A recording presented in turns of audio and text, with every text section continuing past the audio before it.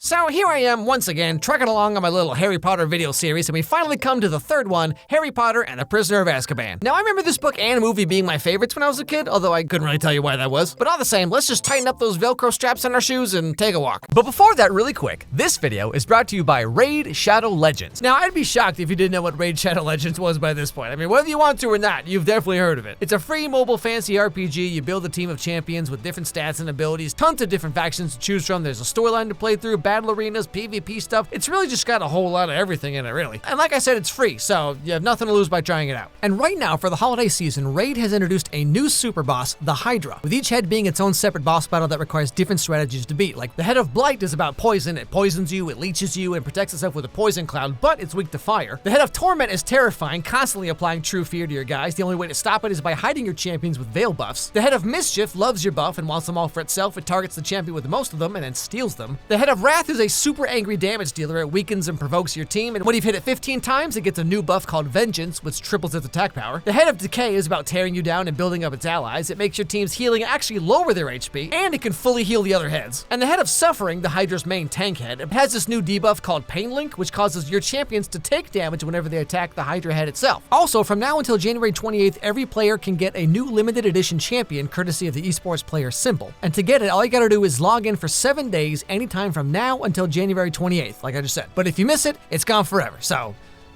don't miss it. You can sign up by clicking the link down below or use my QR code here, and new players will get the epic champion Aina, as well as 200k silver, 1 energy refill, 1 XP boost, and an ancient shard, so you can keep summoning more champions to get you going. And you can find all these rewards right up here. So again, click the link down below or just scan this QR code to start playing Raid Shadow Legends today. Okay, back to the show. So first thing right off the bat in this movie, Harry's uncle's sister comes over for whatever reason, and as relatives always do, just starts talking smack out of nowhere. What are you smirking at? But you mustn't blame yourself about how this one turned out, Vernon. It's all to do with blood. Bad blood will out. What is it the boy's father did, Petunia? Nothing. He didn't work. He was unemployed. And a drunk too, no doubt. That's a lie. My dad wasn't a drunk. Now, Harry doesn't really appreciate this and uses his magical mind superpowers to turn her into Violet Beauregard from Willy Wonka, and she just kind of flies away. And this is when Harry starts to think that now might be a great time to pack up his things and run away forever. You bring her back now and you put her right! No, she deserved what she got. Ah! Keep away from me. You're not allowed to do magic outside school. Yeah? Try me. They won't let you back now. You've nowhere to go. I don't care. I'm getting out of this town. Don't even try and stop me. I'm gonna be on Broadway. Okay, so long story short, he ends up in the Leaky Cauldron where Hermione, Ron, and Ron's whole family happen to be for whatever amazingly coincidental reason. I'm warning you, Hermione. Keep that bloody beast of yours away from Scabbers, or I'll turn it into a tea cozy. It's a cat, Ronald. What do you expect? It's in his nature. A cat? Is that what they told you? Looks more like a pig with hair, if you ask me. That's rich, coming from the owner of that smelly old shoe brush. Harry.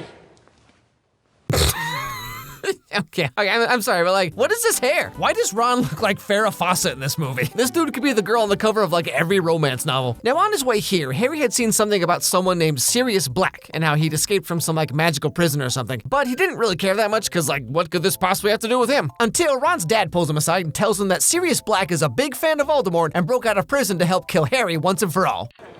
And that is why he has escaped from Azkaban. To find you. And kill me. Harry, I want you to swear to me that whatever you might hear, you won't go looking for Black. Why would I go looking for someone who wants to kill me? What? That's literally all you've done the last 2 movies, Harry.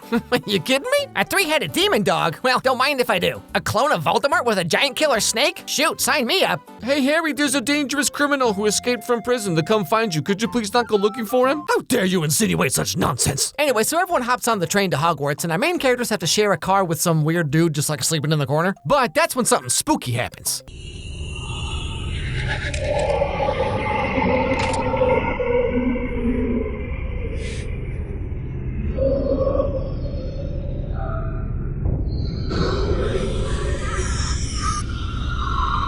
You know, I always thought it was kind of funny how these guys are supposed to be all like scary and menacing or whatever, but really they're just floating around like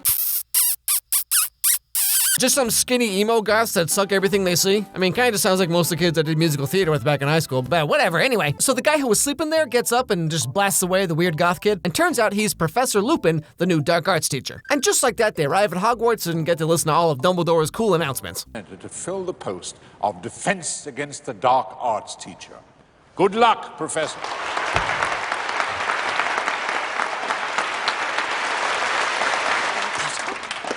Potter!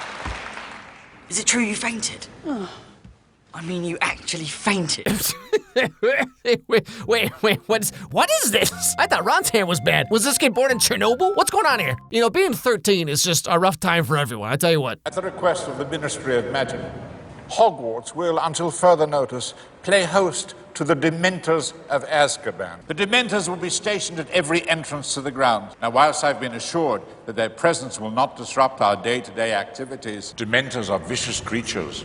They will not distinguish between the one they hunt and the one who gets in their way. So the school year goes on like normal for the most part, but there seems to be something strange going on with Hermione, as Ron is pretty quick to figure out. What a load of rubbish. Where did you come from? Me?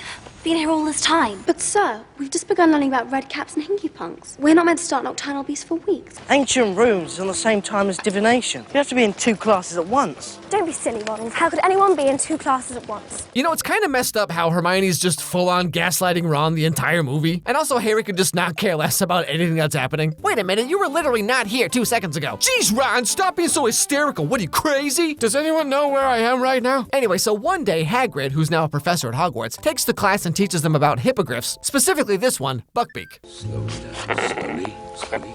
That's it. Yes. Well done. Oh, well done, Harry. They let you ride him now. What? Come on.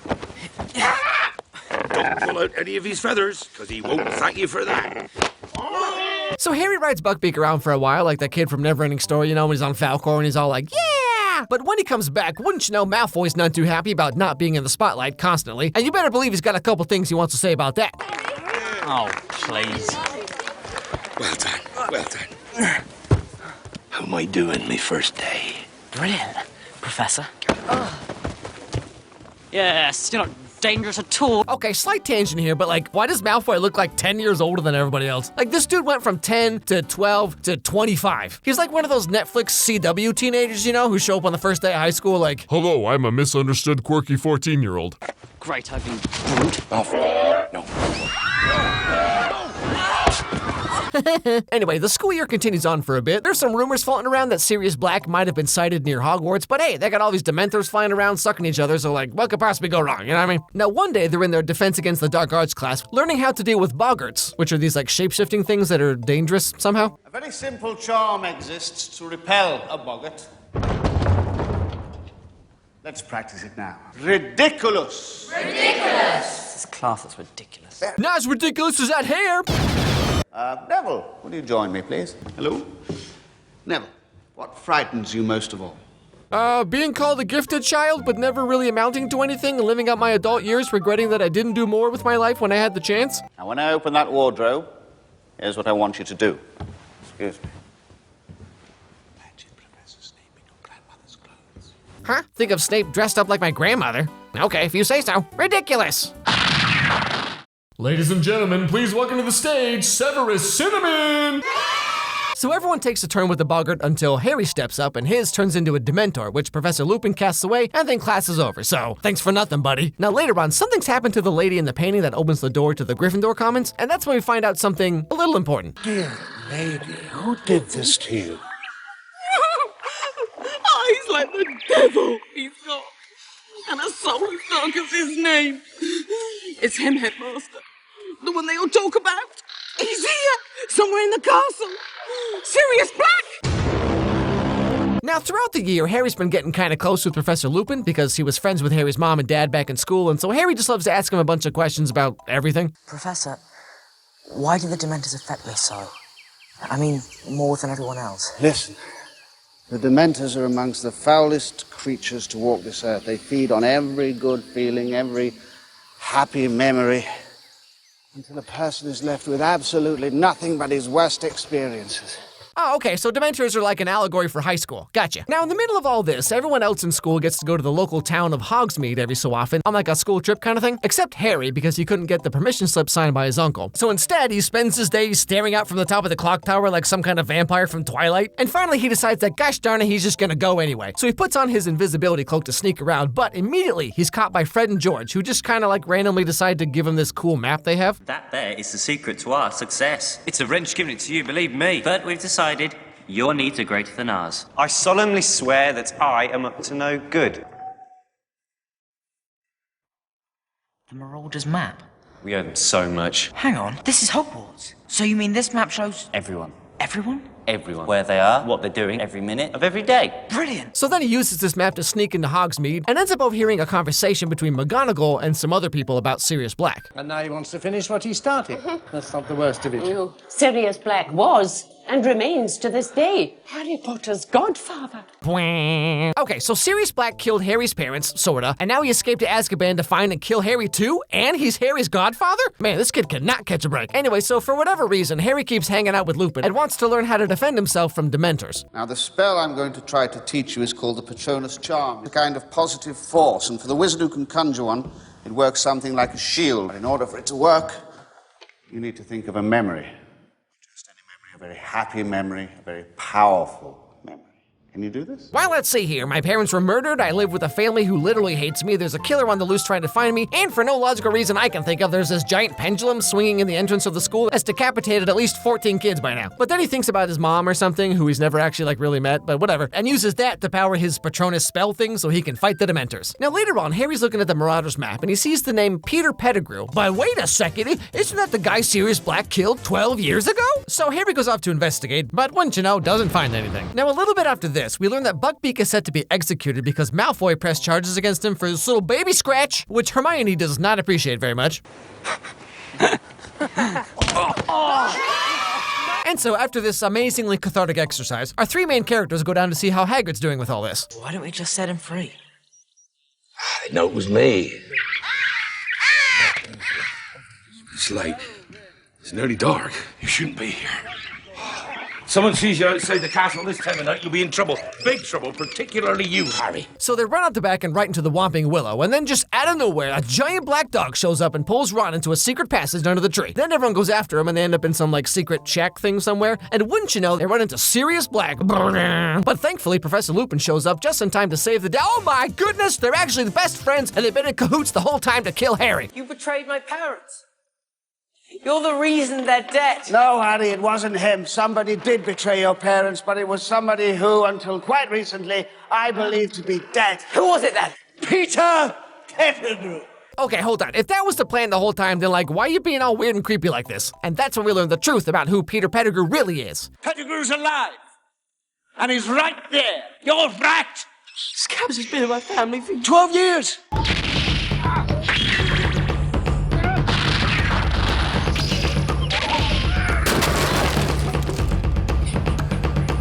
Okay, but like, Harry's had the map for a little bit, but Fred and George have had it for years, right? And like, never once did they see the name Peter Pettigrew just like hanging out with Ron all the time. Like, none of them have been the least bit curious about why there's some weird dude hanging out in Ron's pocket all year. And like, none of the professors at Hogwarts, some of whom can turn into animals themselves, okay? Like, none of them figured out that this rat was actually just some weird dude who looks like he's subscribed to at least 7 different OnlyFans for feet. Also, hasn't Sirius Black been somewhere in Hogwarts for like months now? He's here, somewhere in the castle. Sirius Black! And no one ever saw him on the map? Pfft, can you believe this kid's movie might not be 100% logical? Also, why are they all like so old? I mean, if they're supposed to be the same age as Harry's parents, who were 21 when they died, that means that all these dudes here should be like 32 or 33. Okay, like I'm 33 and all these guys look older than my dad. But all the same, then they catch Peter and everyone goes back towards the school, and Sirius and Harry have a little heart-to-heart talk. Right by the Whomping Willow, which I guess has now decided to just like chill out, my dude. When you were born, James and Lily made me your godfather. I know. Well, I can understand if you choose to stay with your aunt and uncle. But if you ever wanted a different home... Come and live with you. Wait a sec. So like for the entire school year so far, Harry's been thinking that this guy was gonna kill him, and then they just met like 5 minutes ago, and it's like, hey, you thinking what I'm thinking? Slumber party! But turns out that night is a full moon, and golly gee, would you believe Professor Lupin is actually a werewolf?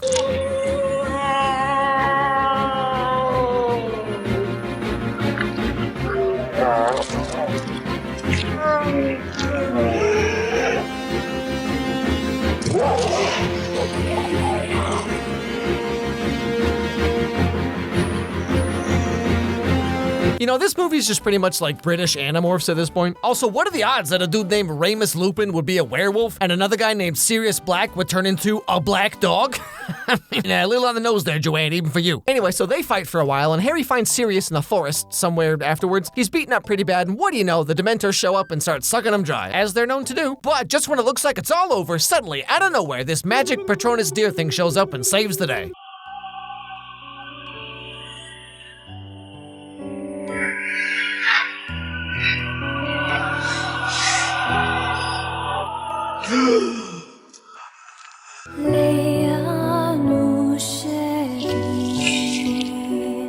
But then Harry wakes up in the hospital later that day, and this is when we get the final plot twist of the movie, when we finally learn what Hermione's really been up to the whole time. Sirius Black is in the topmost cell of the Dark Tower. You know the laws, Miss Granger. You must not be seen. 3 turns should do it, I think.